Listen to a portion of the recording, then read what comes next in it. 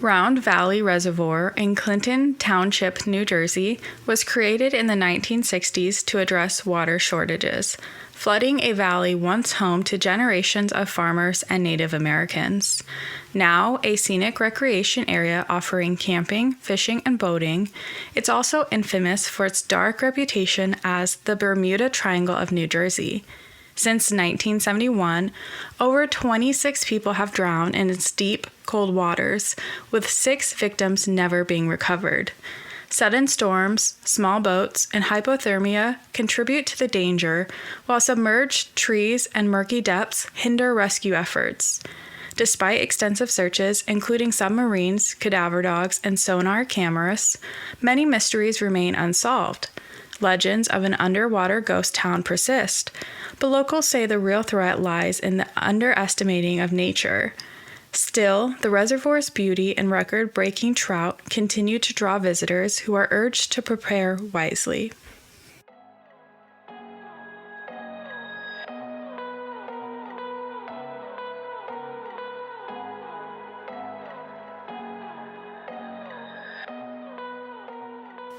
Welcome to Without a Trace. I'm your host, Jalyn. Every file holds a mystery. Every story deserves to be heard. This is the story of the Round Valley Reservoir. The Round Valley Reservoir in Clinton Township, New Jersey, was formed in 1960 when the New Jersey Water Authority constructed 2 large dams and flooded a large valley. State officials feared a water shortage, particularly after a drought in 1953. They looked west, focusing on Somerset and Hunterdon counties, with plans for a pipeline to Newark, New Jersey. The pipeline plan was halted by inter-city controversy. Some landowners didn't want to sell, and local officials didn't want thousands of acres taken off the tax rolls. Politicians debated whether the state even belonged in the water business. But the state went forward with the reservoir portion of the water supply plan and sent land appraisers into the valley in 1956. 2 years later, a $46 million bond to rebuild Round Valley and nearby Spruce Run Reservoir was approved by voters in every county except Hunterdon. The state purchased dozens of properties, including farms that had been in families for generations. Farm equipment, supplies, and livestock were auctioned off. The residents were given the option to move their homes at the homeowner's expense or leave them behind. Once the residents left, some of their neighbors picked over the sites. Then, the state demolished the structures left behind, leaving only the foundations in place. With the sites cleared, the valley was flooded, starting in the mid-1960s. Round Valley Recreation Area covers 3,684 acres, the 2,350-acre reservoir surrounded by forest and recreation areas. The reservoir has a capacity of 55 billion gallons and is one of the deepest lakes in the state. The reservoir is named after the naturally formed circular valley surrounded by the Kushnook Mountain. The deep valley was caused by erosion of the soft sedimentary rock. The surrounding ridges of the mountain remain because they were underlaid with dense and durable volcanic rock diabase that cooled slowly under the surface of the earth. Round Valley is one of the few parks in the area offering wilderness camping. There is a sandy beach with a swimming area formed by the construction of an earth dam across a narrow waterway on the west side of the reservoir, separating it from the main part of the reservoir. People also come here to boat, fish, cross-country ski, go sledding, hike, and picnic. The reservoir is particularly popular with fishermen, offering species of trout including lake trout, bass, and other fish.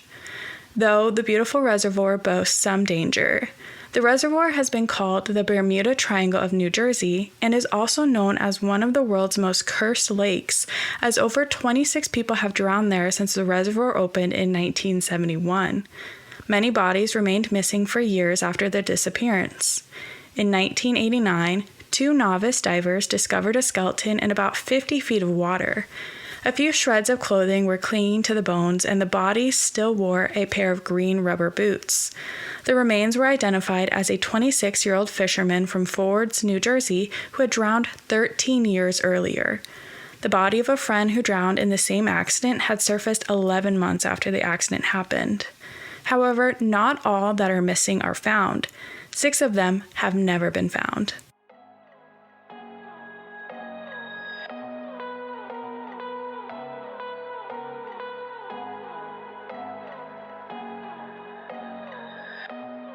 The first victims to go missing were Thomas Tremblett, age 22, of North Arlington, New Jersey, and Christopher Zajanchkovsky, age 23, of Jersey City, New Jersey. Both men were fishing in a 12-foot aluminum boat on May 4, 1973, when it capsized on the reservoir's east side. 2 yellow life jackets, a wooden oar, and a broken fishing rod and reel were discovered nearby. Their parents tried to sue the state of New Jersey, citing that their sons' deaths resulted from the negligence on the part of the state. However, the appellate court ruled that the parents cannot sue the state. The court cited various laws that blanket the state with immunity in cases where it offers its land to the public for such recreational purposes as fishing, camping, and swimming. 4 years later, Craig Steer, age 18, and Andrew Fasanella, age 20, both of Trenton, New Jersey, were last seen paddling their canoe along the north shoreline of the reservoir. Their canoe and camping gear was found washed ashore 4 days after their disappearance. On March 18, 1989, 2 more men, John Kubu, age 37, of Rahway, New Jersey, and Albert Lawson, age unknown, of Linden, New Jersey, vanished during a fishing trip.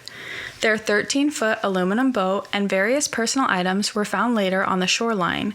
Albert's body was recovered several months later, but John's body has yet to be found. The last to go missing was Jeffrey Moore, age 27, of Ringwood, New Jersey. He was last seen on a fishing trip on October 22, 1993, with 26-year-old Raymond Barr. A passing boater was able to rescue Raymond, who reported that Jeffrey drowned after their boat took on water. There have been multiple attempts to find the missing. In 1977, a miniature submarine had searched unsuccessfully for bodies. 4 days earlier, a New Jersey Forest Fire Service firefighter was struck and killed while working a controlled burn at the recreation area. This was the first death of an on-duty fire service firefighter. In 2006, weather and water conditions at the reservoir were ideal for an expanded search. Because of the infrequent snow that winter, the water level was 8 feet lower than normal, exposing an additional 30 to 90 feet of shoreline that is normally submerged. A team of 30 state police, FBI, and county sheriff officers fanned out on foot and in boats across the 180-foot deep reservoir, looking for skeletal remains, clothing, or other signs of the missing victims. 2 boats had specially trained cadaver-sniffing dogs who sniffed for the telltale gases that decaying bodies emit. Authorities scoured the lake with a submarine and a special underwater robotic camera, but no human remains were found. Over the years, there have been numerous drownings. Storms come up quickly and can catch people by surprise. When a person drowns in the reservoir, the body will get caught in the underwater trees, brush, and structures that were not leveled when the reservoir was built. The water's temperature is cold, and this preserves the flesh to a certain extent. The water is murky the deeper one dives, hampering all rescue attempts. All this has helped the myth of the reservoir reach new heights.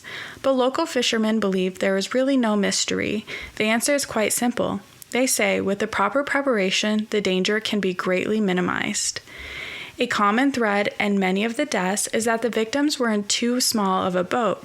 Any vessel smaller than 14 feet is in danger of capsizing in the wind, which can reach speeds up to 40 miles per hour because of the valley's bowl shape. The winds don't necessarily start out strong, but they become trapped in the valley and spin around before they kick up waves several feet high. Once a boater is thrown into the water, the cold temperatures, which can dip to about 50 degrees in the deepest parts, can become deadly. The body goes into shock. The shock could cause a person's body to spasm and inhale water, or the body could cramp easily. There is also the chance of hypothermia. The cold water is what causes the bodies to remain below the surface. Bodies don't decompose as quickly, which means there's a lack of gases from decomposition to lift them to the surface. The reservoir also tends to play tricks on the eyes, making it tough to swim. Its round shape makes it hard to gauge the distance to shore, disguising how far someone has actually gone into the water. Even the best swimmers would have trouble swimming the lake under these windy conditions. As for what exactly lies beneath the water, that's only added to the legend of the Bermuda Triangle of New Jersey. For years, there were tales that the deep waters of Round Valley Reservoir are an underwater ghost town, filled with the homes, barns, silos, and other structures that were there before. But these claims have never been confirmed. What is known is that the homesteads were destroyed before the reservoir was built. The land under the large man-made lake was home to countless generations of Native Americans. Hence, it wouldn't be a surprise if ancient remains eventually made it to the surface and complicated identification efforts. There's also the possibility the bodies might have become entangled in dead trees at the reservoir's bottom, making it hard to spot them on sonar. So, why do people still flock there if the area is so dangerous? The cold waters may have made the reservoir infamous, but they're also what makes the reservoir one of the state's prime hotspots for trout. In fact, Round Valley Reservoir is home to the state's records for the largest lake trout, brown trout, smallmouth bass, and American eel. Despite the dangers, the man-made lake offers a lot of beauty. Just be sure to bring a big enough boat, keep watch over the weather reports, wear a life jacket, and stay within the boundaries that you know are safe. Thank you for listening to Without a Trace. I hope you enjoyed our deep dive into the disappearances at Round Valley Reservoir. If you enjoyed today's episode, please subscribe and follow Without a Trace on social media, and join me next week as I dive into another case.